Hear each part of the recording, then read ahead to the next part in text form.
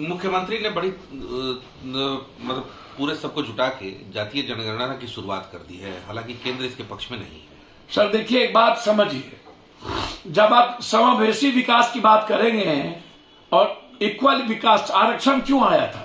आरक्षण लाए गए थे समाज के जो शैक्षणिक रूप से कमजोर लोग हैं, सामाजिक रूप से कमजोर लोग हैं, उसको डेवलप करने के लिए, उसको बराबरी में लाने के लिए। लेकिन अभी तक कोई मूल्यांकन नहीं हुआ कि कौन एजुकेशन में पढ़ा, कौन नहीं गया, कौन अत्यंत पिछड़े के लोग आज तक एजुकेशन में डेवलप किए कि नहीं। कभी आरक्षण लाने के बाद इस पर अभी तक एक बार गंभीरता से नहीं ध्यान दिया गया कि इसके मुनाफे, इनका बेनिफिट पिछड़ा को, अत्यंत पिछड़ा को, दलित आदिवासी को कितना मिला। 9 करोड़ 68 लाख आदिवासी है, उसमें उनको मिला कि नहीं, दलितों में किसको मिला, किसको नहीं मिला, अत्यंत पिछड़ा में किस जाति को मिली, कौन जाति नहीं, अभी तक हम सक्सेस कर पाए। उसी तरह यदि आप आरक्षण का बिना जाति जनगणना के आरक्षण को आप 10% गरीब को, अमीर के लोगों को आप आरक्षण देने की बात हम लोगों ने की, हम इसके पक्षधर हैं। किसी भी कीमत पर आरक्षण के मुद्दों पर जाति जनगणना जब हो, सामाजिक, शैक्षणिक और आर्थिक, मैं चाहता हूं कि किसी भी कीमत पर जाति जनगणना में एक सबसे महत्वपूर्ण 2 बात का ख्याल रखने की जरूरत है।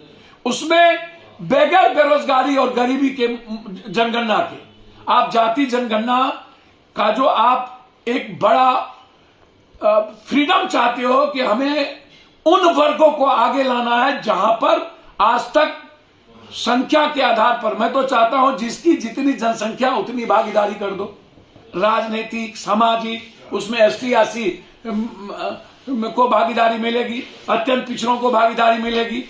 कोई भी जाति, मेरा आग्रह है, कोई भी जाति, चाहे ऊंची जात हो या जादव हो, यह अब नहीं कह सकता है कि इस भारत में जहां एक संविधान, एक लोकतंत्र, एक गीता, कुरान, बाइबिल है, रामायण है, उसमें समाज के हर वर्गों को उसके जनसंख्या के आधार पर बढ़ने का मौका नहीं मिले। इसके लिए नीतीश कुमार जी को फोकस करना पड़ेगा। अभी जो जाति जनगणना हो रही है उससे मैं थोड़ा सा, मुझे तकलीफ हो रही है कि लोग पक्के के मकान के पास जाकर के जाति पूछ लेते हैं और संख्या पूछ लेते हैं, कौन जाति का है, कितनी जनसंख्या, लिख देता है।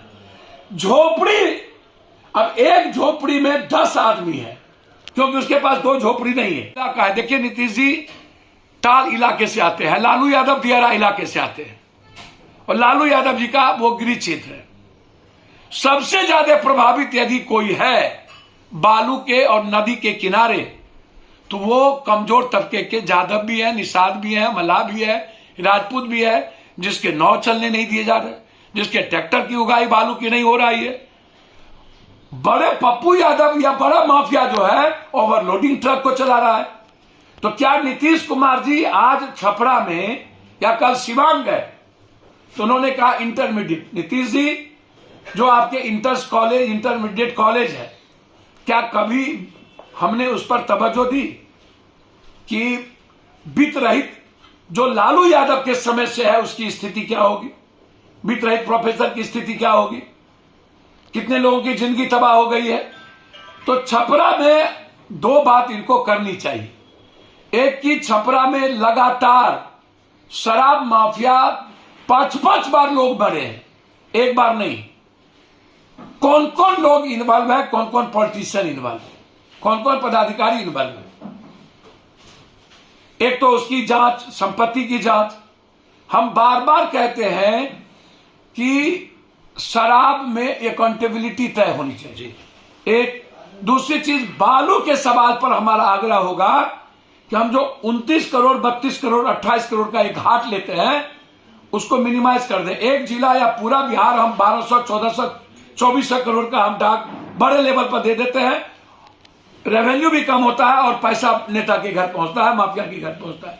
मेरा आग्रह होगा कि ब्लॉक स्तर पर बालू का टेंडर 20 लाख से 40 लाख, इंटर से बीए किए हुए जो लड़के हैं जिसका कैरेक्टर सर्टिफिकेट हो, टेंडर को इस अनुपात में किया जाए, रेवेन्यू भी होगी और माफियागिरी भी नहीं चलेगा, और नदी के किनारे जो लोग हैं उसको रोजगार भी मिलेगा। एक तरफ हम रोजगार की बात करते हैं और दूसरी तरफ हम पूरे के पूरे मुकम्मल तौर पर रोजगार खत्म करते हैं। जैसे एक और बात मैं आज कहूंगा, पेपर लीक पर कब हम गंभीर होंगे? क्या एजुकेशन मिनिस्टर रिजाइन करेंगे? क्या आयोग के चेयरमैन पर एफआईआर होगा? क्या एजुकेशन सेक्रेटरी पर एफआईआर होगा? क्या बड़ी मछली को बचाने के लिए सिर्फ छोटी मछली को निकला जाएगा? जैसे शराब के लिए एक हेमोपैथी डॉक्टर को आपने कह दिया और सब कुछ गायब करने की तैयारी में। मेरा आग्रह है नीतीश कुमार जी से, आज बिहार में बेसिक 3 चीज जो आम लोगों के लिए बेसिक चीज है वो मानना है, तब जाति जनगणना। और मैं चाहूंगा कि इस भारत के सभी जाति के लोग इस जाति जनगणना में भागीदार हो। सबको राइट है इस भारत में जीने का।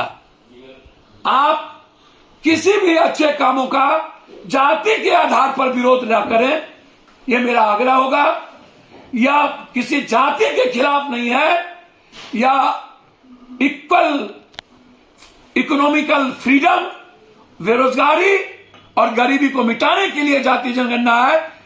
राजनीतिक और सामाजिक जीवन को उठाने के लिए जाति जनगणना है। इसलिए विरोध का कोई गुंजाइश नहीं हो।